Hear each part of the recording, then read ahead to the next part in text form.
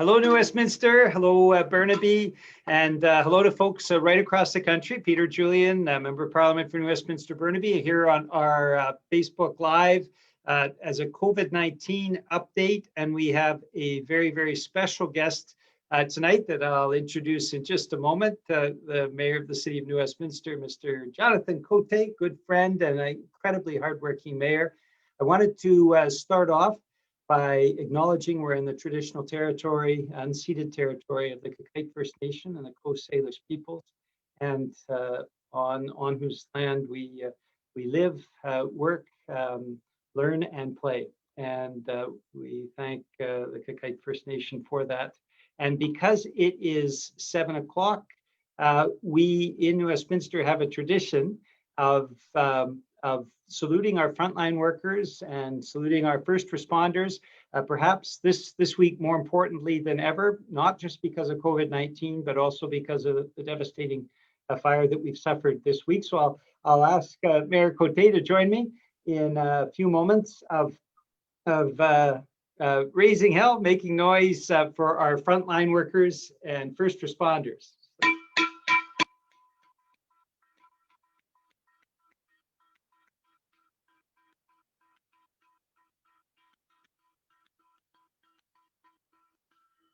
We thank them for their work. I wanted to give a brief update. Last week, as you recall, we had Mike Hurley from the City of Burnaby at our Facebook town hall. I talked about the uncertainty around the return of the House of Commons, which is coming up next week. Next Wednesday, there'll be a throne speech. Had a bit of a breakthrough over the last few days as House Leader for the NDP have been pushing the other parties to acknowledge the reality of COVID-19. And tragically, this week, we've had a number of leaders that have had their families actually impacted by COVID-19. Aaron O'Toole, the new Conservative leader, his family and staff have been diagnosed as positive for COVID-19. He is currently being tested as well. Mr. Blanchet, who is the leader of the Bloc Québécois, his spouse and staff member as well, has been diagnosed with COVID-19. And the Bloc Québécois caucus is currently in quarantine. So we certainly wish the best. We don't want to see a positive diagnosis for anybody and hope that there'll be as few as possible as they go through this testing. We also know that previously the wife of the Prime Minister was diagnosed with COVID-19. So it's real, it has an impact. And I think subsequent to that, the NDP plan that we put forward to have members of Parliament participating socially distanced in the House of Commons, but also being able to log on and vote virtually and participate virtually across the country, that seems to be getting momentum. And the government now and the other parties seem to be open to the NDP plan. What that means is I'll be leaving next Monday to fly to Ottawa, and I'll be in quarantine there for the next 3 weeks. But members of Parliament, not all members of Parliament will have to go for the confidence vote.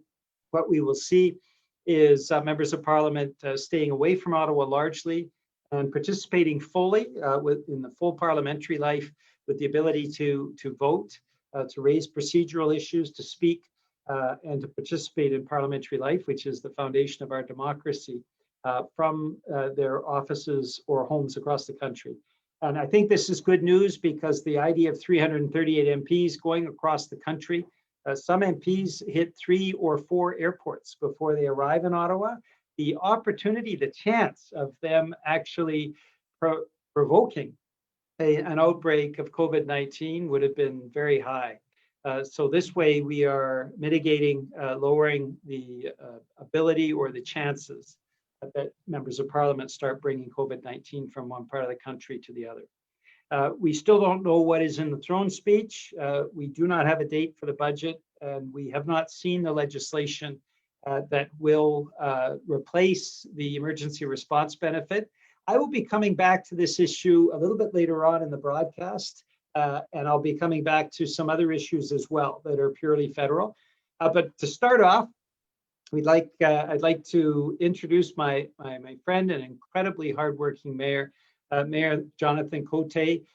He has been steering this city through the pandemic and through other other real challenges like the Pier Park fire that we've experienced this week. So I'd like to turn things over to you, Jonathan. Could you give us an update on the City of New Westminster and the Pier Park fire, and let us know what you think the challenges are in the coming weeks? Yeah, well, thank you very much, Peter, and it's a pleasure to be able to join you tonight to be able to connect to residents in New Westminster. I think it's already been a really tough year in our community, as communities all around the world with COVID-19. But certainly it was an extra challenge this week with the devastating fire at Pier Park.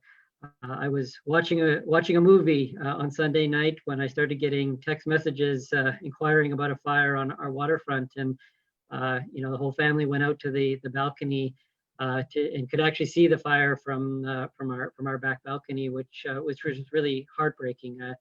I know Pier Park has a special place in many residents' hearts, and it was difficult seeing all of the images with the blaze going on Sunday night.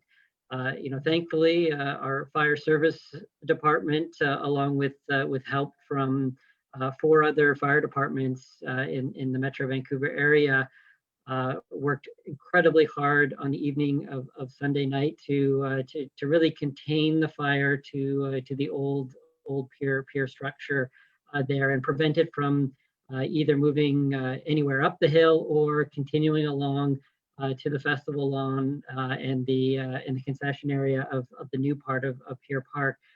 So I'm really thankful to the dedication of our fire services for the incredible work that they did to work together to collaboratively help contain and really lessen the damage that this terrible fire has had. So Mayor Cote, I just wanted to say I was at the Shredathon for the New Westminster firefighters just a few hours before the fire broke out. And I think you're absolutely right to talk about how incredibly effective they were. And I note that about the same period, 122 years ago, on 1898, September 10th, is when fire broke out right on the waterfront and led to the destruction of our city. So your point about them stopping the fire from spreading is extremely important. Yeah, no, definitely a lot of great work was done there, because if the fire had leapt across Front Street or kept going, who knows the type of damage it could have caused. So unfortunately, because of the fire, we have lost the old wooden pier part of the structure. So for those familiar with the park, that is the area of the park with the urban beach, the volleyball courts, and the W. But the other part of the park, including the festival lawn, the concession stands, and the playgrounds, all of that part of the park has been saved thanks to the hard work of our fire services. Yeah. So, a huge thank you to them. Now, this has been an incredibly challenging fire. Although the fire departments did an excellent job in containing and limiting the fire in the first night, given that it is in an old pier structure and the fire is actually underneath the decking with wood piers that at the time were soaked in creosote. It's been an incredibly challenging fire to fully put out, and we are still working on putting out the fire. We've had some really good partnerships from Fraser River Pile and Dredge, who have been incredible partners and have been working very hard on the site to help lift up the actual decking of that, so that the crews could actually put out the fire underneath there. So it's very meticulous work, but they've made tremendous progress, and today have made some significant progress, which has really helped to alleviate and dramatically reduce the amount of smoke, which has been another major concern in the community. But it'll probably still be a few more days until a large part of the fire is done, but they made some significant work today, and I'm hopeful by the weekend the vast majority of the fire will be done. Unfortunately, the Big W, Public Art, we had crews had tried to save that intact. but the structure was too damaged below to safely remove that, and we didn't want to risk any of the workers on the site in that removal. So it's had to be removed and torn apart. I'm not sure if any of it is salvageable, but unfortunately that did have to come down today. I know we've had a lot of folks concerned in the community. I think air quality in Metro Vancouver has already been terrible because of the wildfires in Washington State and Oregon that has plagued the region, and having a fire on our pier has only compounded those issues in New Westminster. So we've been working very closely with Fraser Health to make sure we're getting information out to the community. Really, the main information is, we still today, we're encouraging people to stay indoors as much as possible, avoid the area of the park, and not engage in any strenuous exercise outdoors at this time there. And if anyone is having any health issues, to either contact 811 or 911 to get medical advice. So we do think the worst of the smoke from the fire has now been contained, and that should get better in the days. But we know it's been both heartbreaking and really difficult with the smoke issues in the community over the last few days with the fire. Yes, this is a Facebook town hall with Mayor Jonathan Cote, and we'd like to welcome Bruce and Takako. We have from Judy a shout out to our firefighters, Berkeley and George, Irene. We have Travis and Lee, Mel, Zenny, Doris, Joe and Charlotte and Shannon and Jamie. Thanks to all of you for tuning in. The New Westminster District Labor Council as well, Daniel and Wayne, Mary, Carl, Keats, Margaret, Mike, Kyle, Jackie, Lisa Ann, and Donna Lee. Thank you for tuning in. There are many others that I'll introduce a little bit later on. We appreciate you joining us in this Facebook town hall. And we're getting an update from Mayor Jonathan Cote on the Pier Park situation. Can I ask you, Jonathan, were there any injuries that occurred either for our emergency responders or from the public? Yeah, so thankfully there hasn't been any reported injuries from this fire, which is really excellent news. It was a terrible fire, but I think when it's all said and done and the fire is put out, we've lost a portion of our waterfront park, but that's something that can be rebuilt, and we can work on that. But so thankful that there's been no reported injuries there.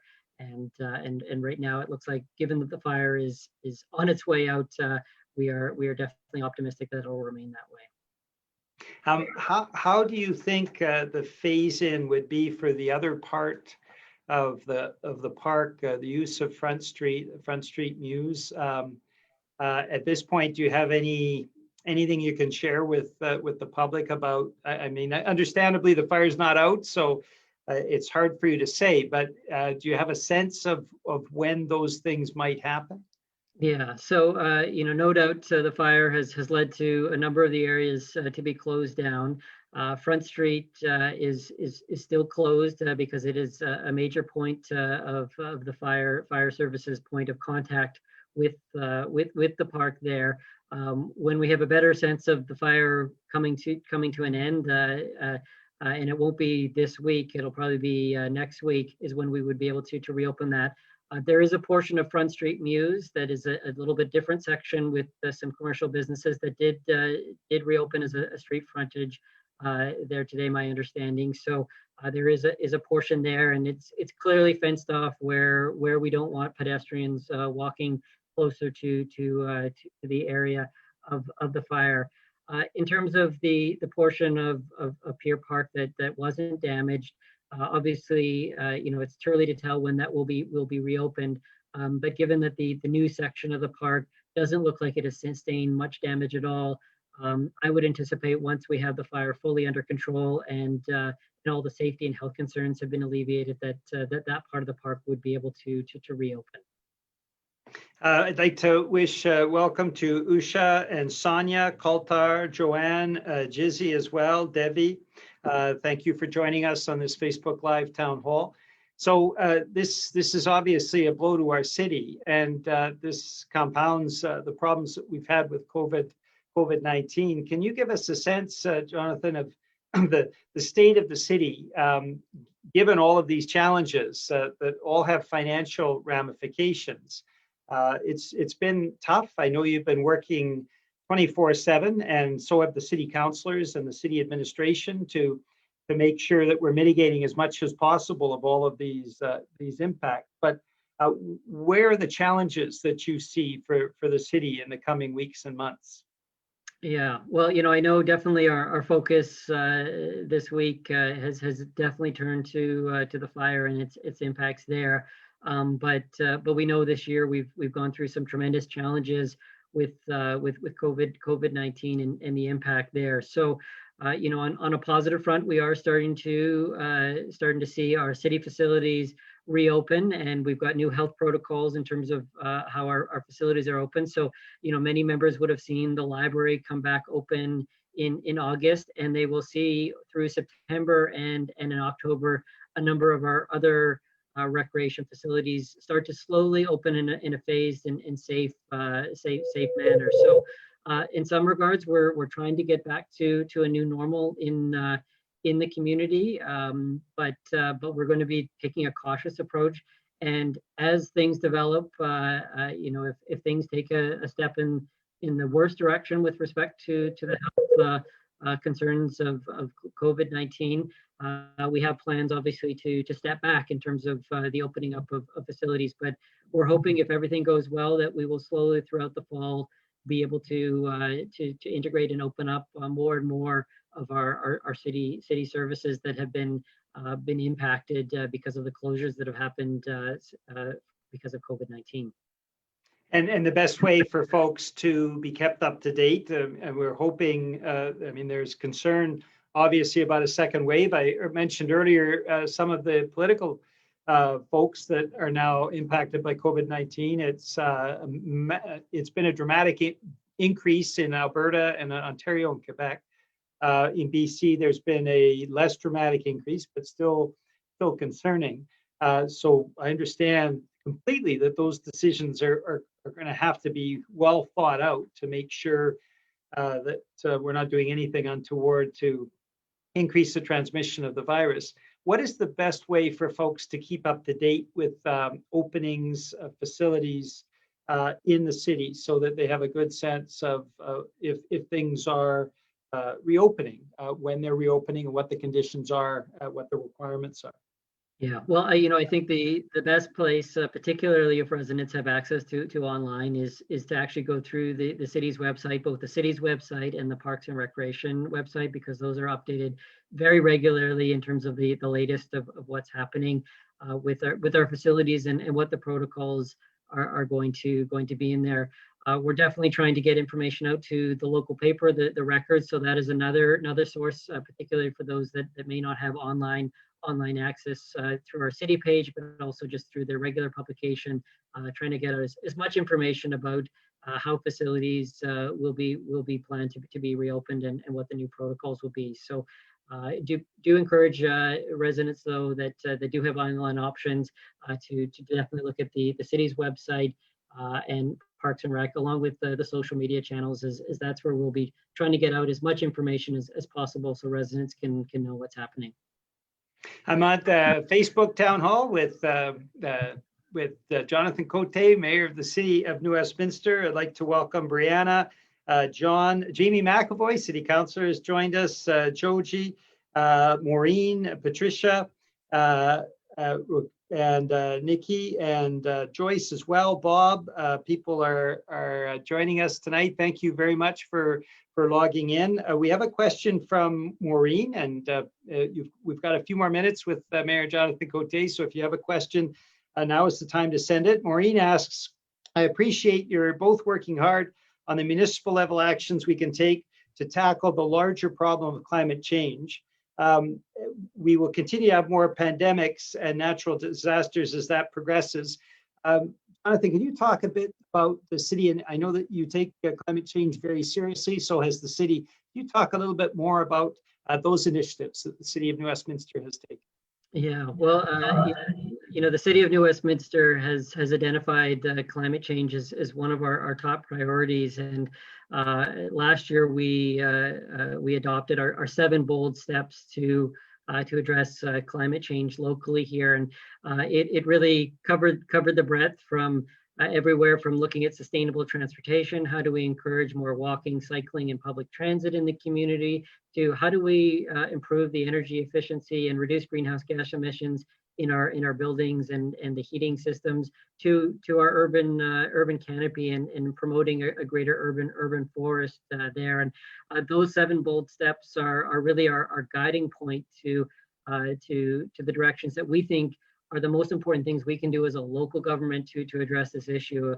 We fully recognize this is a global issue, and not any one city is going to be able to turn the tide. But we strongly believe local governments have an important role with this issues, because a lot of the decisions we make on land use, transportation, and buildings, those are some of the biggest contributors to greenhouse gas emissions there. And the decisions we make that can be made collectively with communities around the world can make a very substantial impact. So we're hoping to play a leading role of communities that have for decades really champion and push these initiatives.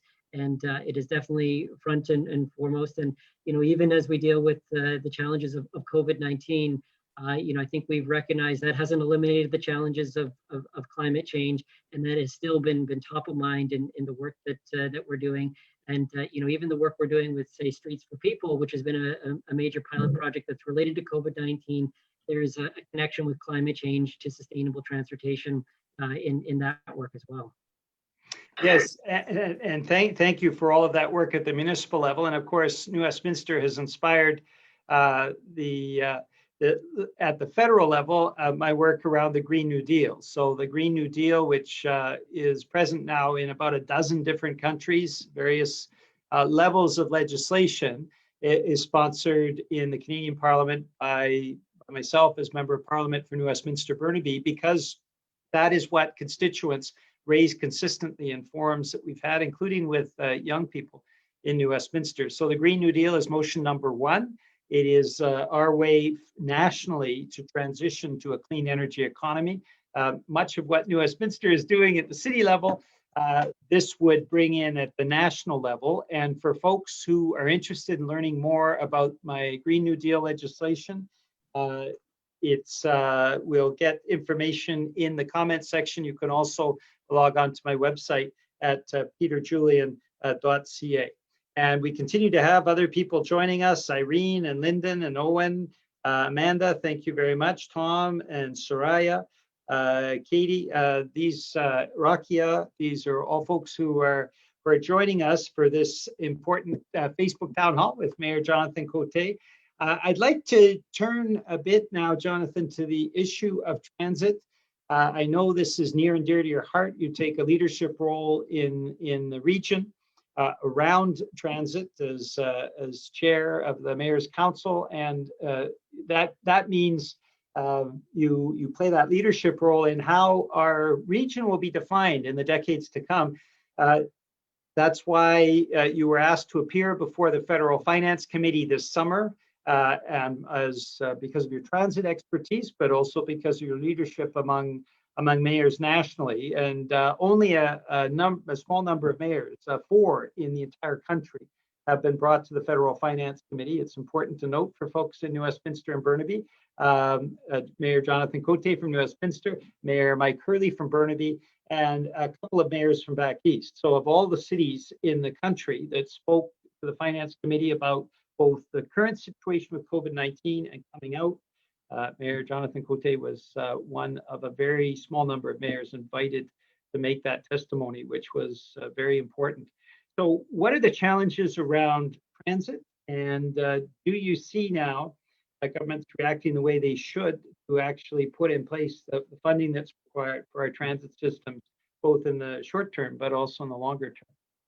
Yeah, well, I think local governments have all been impacted because of COVID-19, but probably the greatest impact that's affected local government operations has been the impacts to transit agencies who've seen their revenues decimated by the impacts of COVID-19. So, very appreciative of the work you did, Peter, to help coordinate, my opportunity to be able to present to the Finance Committee there. It was a really good opportunity for me to share firsthand the importance of maintaining a strong public transit system, even during a difficult year like we have, but also highlighting the financial challenges that not only our transit agency here in Metro Vancouver was facing, but they were facing across the country. And really pleased that in the time after that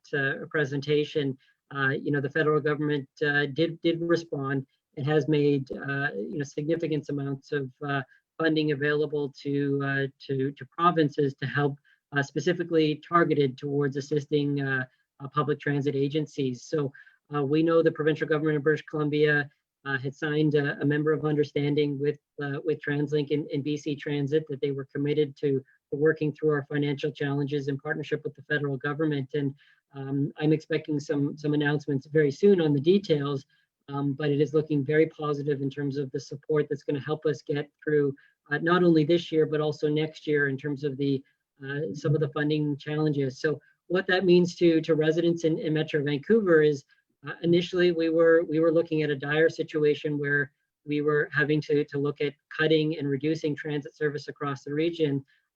But with this level of support, both from the provincial and federal government, we are now confident that we are going to, for the most part, be able to maintain our transit service in Metro Vancouver over the next couple of years, give us an opportunity to safely rebuild our transit system and rebuild the momentum we had before COVID-19. So, a huge thank you to both the provincial and the federal levels of government for recognizing and understanding the important role public transit plays in our major cities, but also recognizing the very unique way they had been impacted.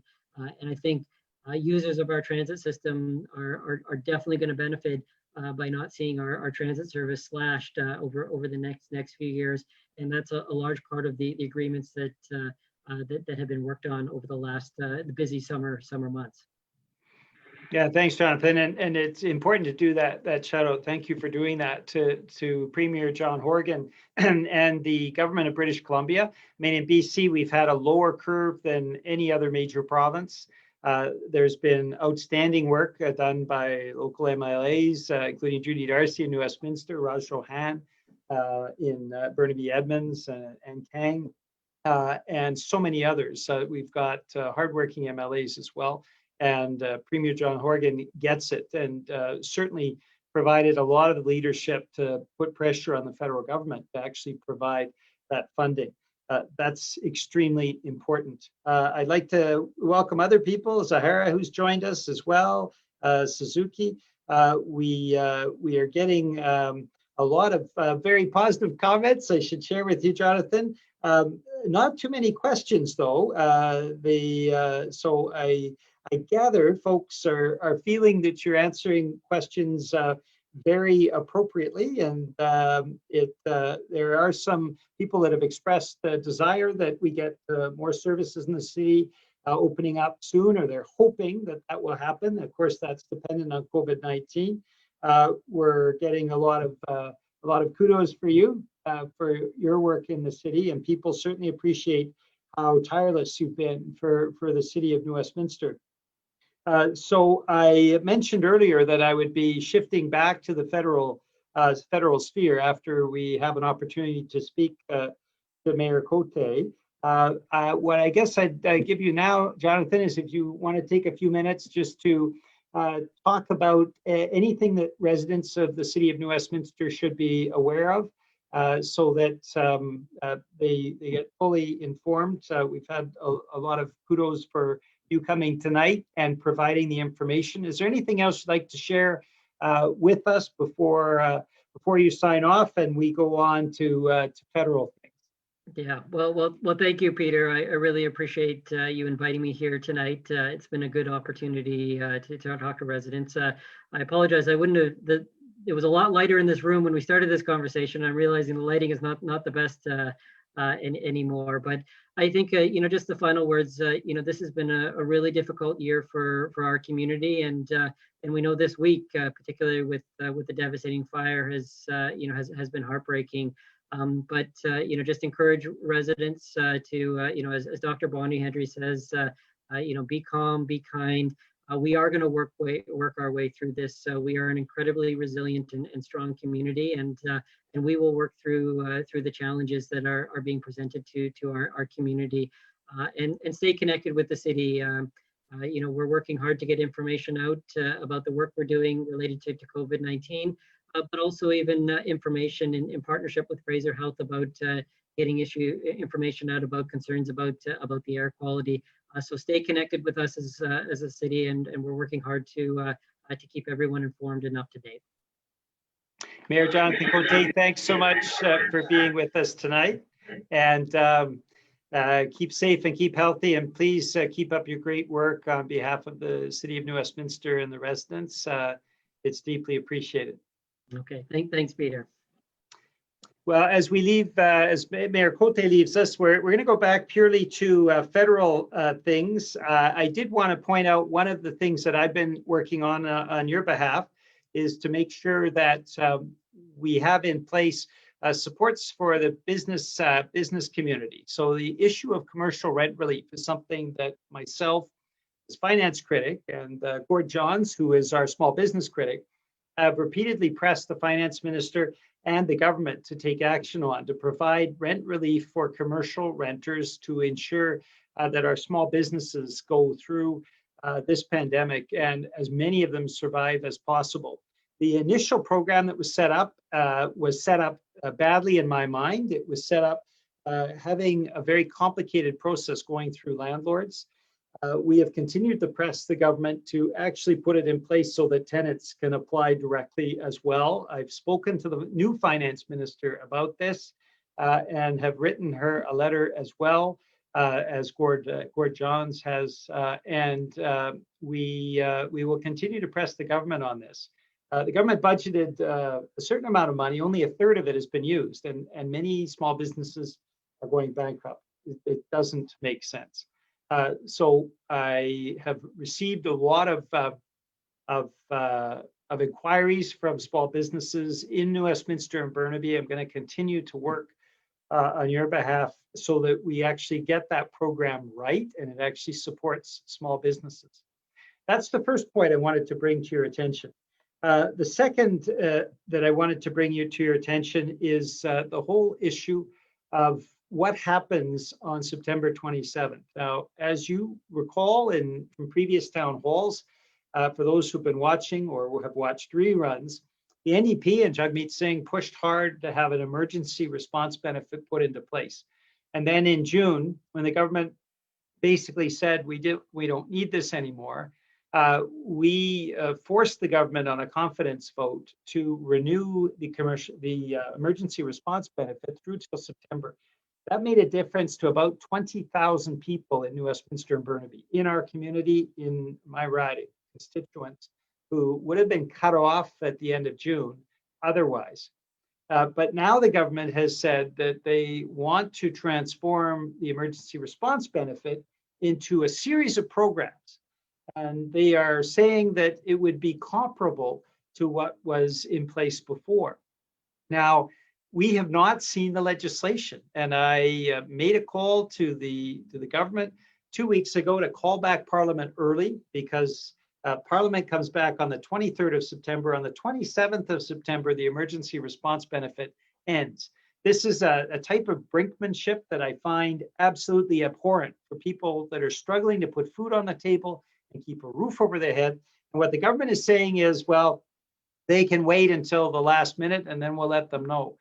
That's not acceptable. So I've pressed for the government to come back early. I'm pressing them now to give us the legislation so that we can actually see whether people are covered. And certain estimates say that it could be up to 3 million people in Canada that may not have access to an emergency response benefit or employment insurance at the end of this month. That is absolutely unacceptable. We're also pushing for a response, a continuation of the wage subsidy. I continue to push for people with disabilities because the government put in place a program, but only recognizing people with disabilities at the federal level, which leaves about 40% of Canadians with severe disabilities, including many in New Westminster and Burnaby, out in the cold. And so these are the kinds of things that we've been pressing the government on in the last few weeks to make sure that supports are actually put into place to benefit everybody. We need to make sure through this pandemic that we are building a society where nobody is left behind. If we are truly all in this together, these are things that the government needs to do right now. Expand the employment insurance provisions and other emergency benefits to cover everybody who's been losing their jobs, providing supports to all people with disabilities, not just those registered at the federal level, and expand the commercial rent relief so that all small businesses can participate. These are things that can be taken as measures directly. Now, Jagmeet Singh has also been calling for an expansion of childcare at the national level so that families have supports as we go through a difficult period with transition both around childcare, but also around schools reopening. And this is something that the government has not responded to yet. We continue to push both for a response in the speech from the throne, but much more importantly, in the budget, because the speech from the throne is just pretty words. It's the budget where the investments actually take place. Now, another thing that you should be aware of as residents of New Westminster, Burnaby, and people, of course, are welcome to tune in from across the country, is the whole issue of where have benefits gone in this country since the pandemic struck. And we've seen a number of things. We've seen liquidity supports to the banking industry, and I referenced this in our People Before Profiteering town hall that was held a couple months ago. It's been seen by well over 10,000 people. The banking sector received $750 billion. That's billion with a B in liquidity supports. That's a massive amount of supports, and the banking sector has racked up during this pandemic so far over $15 billion in profits. That is not a priority as far as I'm concerned as finance critic. What the government should be doing is putting the emphasis on the programs that we've just talked about and expanding into childcare. These are the kinds of things that will make a difference in people's lives. We've also seen an unparalleled amount of profiteering. And so what that has meant is companies like Amazon having up to $80 billion in additional wealth for its owners. And as yet, we have not seen any move to actually put in place a fair tax system. Our proposals are very clear that we need to crack down on overseas tax havens, which robs this country of about $25 billion a year in tax revenues. That's according to the Parliamentary Budgetary Officer. We need to make sure that we are not spending $25 billion in Barbados and the Bahamas, but actually making sure that money stays here and is invested in things that will make a difference for people, such as those programs that I've just mentioned. Unlike prosperous countries like Norway and Switzerland, we have no wealth tax. And so I brought forward a motion that would impose a 1% wealth tax on fortunes of more than $20 million. The people that have benefited the most during this pandemic should pay their fair share of taxes. And I actually believe, and so Jagmeet Singh has been incredibly articulate on this, the web giants, Amazon, Facebook, Google, Netflix, that pay virtually no taxes at all on massive profits in Canada, should be compelled to pay their fair share of taxes. These are how we create the wherewithal to provide the services that make a difference in people's lives. So the question now is, what will we be doing coming out of the throne speech and the budget over the period of the next few months? And one of my top priorities will be, and I talked about this earlier tonight, we had a Pharmacare, National Pharmacare Town Hall with participation from across the country, including for many people in New Westminster and Burnaby. We had about 1,000 people tuning in. We'll have many thousands more, I have no doubt, watching the reruns on Facebook and on YouTube in the coming days. But in the National Pharmacare Town Hall, I talked about my private members bill, Bill C-213, the National Pharmacare Act. This is an act that I will be bringing forward in Parliament for a vote in the coming weeks. We don't know when yet because the parliamentary calendar has not been fixed, but it will come for a second reading vote, which is a vote in principle, probably before Christmas. And so what we were telling the thousands of people tonight is that we will be making sure that people put pressure on their local members of parliament. NDP MPs are already supportive. So we're talking about Liberal and Conservative members of parliament and Bloc members of parliament if you live in Quebec, to make sure that they vote the right way when the National Pharmacare comes up for a vote towards the end of this year. Now, in the feed for Facebook, you've got information around a connection up to my website, more information on the bill. But the reality is, this is an extremely important step for Canada to take. As we mentioned tonight in the Pharmacare Town Hall, what this actually does, Pharmacare for All, is provide Pharmacare not only to the 1 in 5 Canadians that have no access to their medication, they can't pay for the medication that their doctors prescribe, but it actually lowers the cost of medication right across the country. How does it do this? Well, because when you have bulk buying, you have a single purchaser for medication. The pharmaceutical companies are obliged to lower their prices. They have massive windfall profits.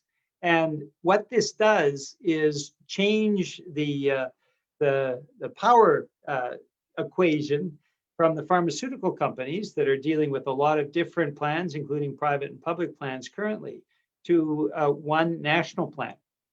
They want access to the national plan, they have to lower their prices. In New Zealand, pharmaceutical prices were lowered for some medication by 90%.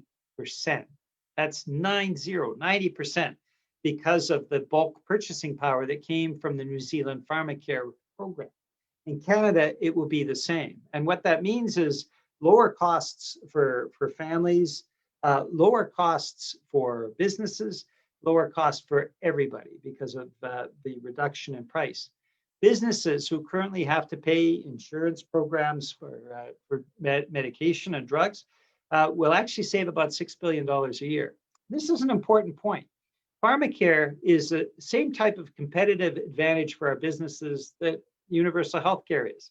Universal healthcare is estimated to be about a $3,000 competitive advantage for each employee. In other words, a business in New Westminster or in Burnaby that hires an employee pays $3,000 less in healthcare costs than an American company hiring that same employee.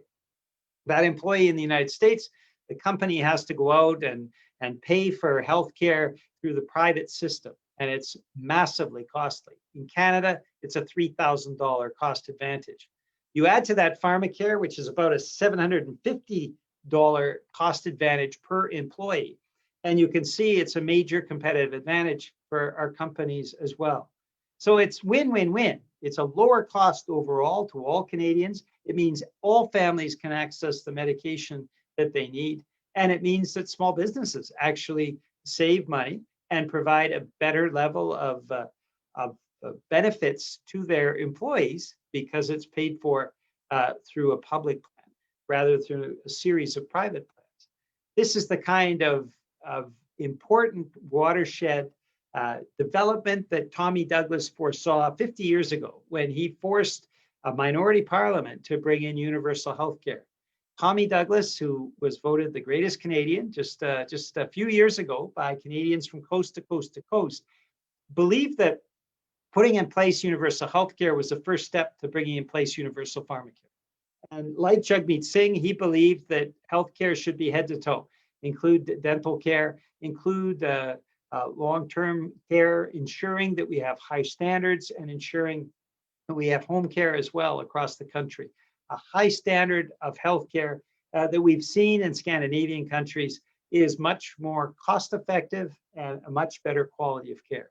And certainly if we've learned anything through this COVID-19 pandemic is that leaving, as we did, long-term healthcare to the private sector can have often disastrous consequences. We see that when we saw the incredible death toll, tragic death toll in Quebec among long-term care facilities that were privately owned. And so what we see, the NDP, what Jagmeet Singh sees, what I see as your member of parliament coming out of this pandemic is actually putting in place Pharmacare immediately and then moving to that head-to-toe healthcare that Tommy Douglas had as his dream. This is extremely important. And so this will be the priority that I'll be bringing to the House over the course of the next few weeks. So I would like to thank you all for tuning in tonight for this Facebook town hall. Wanted to thank Mayor Jonathan Cote for his presence. I'd like to thank everybody who tuned in. And I just wanted to shout out to Charlotte and Sheila, to Pritpal, to Marisol, to Lydia, to Ken, to Brian, to Mike, to Sharon, again to Councillor Jamie McAvoy, who joined us as well, to Lindy and Dee Beattie from the school board in Westminster. Thank you for tuning in. And to everyone else, Sue and Suzanne, Marianne, Susan, and Cedric, all of you for watching tonight for this update. I should say, I mentioned at the beginning that we would talk briefly about casework. You can continually contact my office at peterjulian.ca is the website, but the phone number is 604-775-5707. The email address, peter.julian.c1@parl.gc.ca. My incredibly devoted team, Doris and Aladi and Ravina, Harun and Munia in Ottawa, have been working night and day to make sure that we're doing as much casework follow-up as possible. We've actually had the same casework load in the last 6 months that we normally get in about a year and a half in the office. So we've helped well over 1,000 people or families with a variety of issues. I don't have a magic wand. We don't have a magic wand. We can't make everything work immediately. What we try to do is work as hard as we can on behalf of our bosses, which are the constituents of New Westminster Burnaby. And that means if you give us a call or you send us an email, that we will do the best we can to try to resolve your issue. And please don't hesitate. Your taxes pay for this office. You should call on your member of parliament to do this work, to help with anything at a federal level. And if you don't live in New Westminster Burnaby, you should be contacting your member of parliament where they are. You can always contact our office to find out who your MP is, but you should insist on your MP doing follow-up. It doesn't mean we're perfect, doesn't mean we have a magic wand, but they should be working on your behalf. So thank you to New Westminster and Burnaby for tuning in tonight. A final thank you to the firefighters, the first responders, healthcare workers, and frontline workers that are carrying us through tragedies like the Pier Park fire and also the COVID-19 pandemic. We're months away from, unfortunately, from a vaccine. So we still have a long way to go. In the meantime, keep safe and be kind, and let's work together. We are all in this together, and my commitment to you is to work as hard as I can to make sure nobody is left behind by this pandemic. Thank you, New Westminster Burnaby. Keep safe and good night.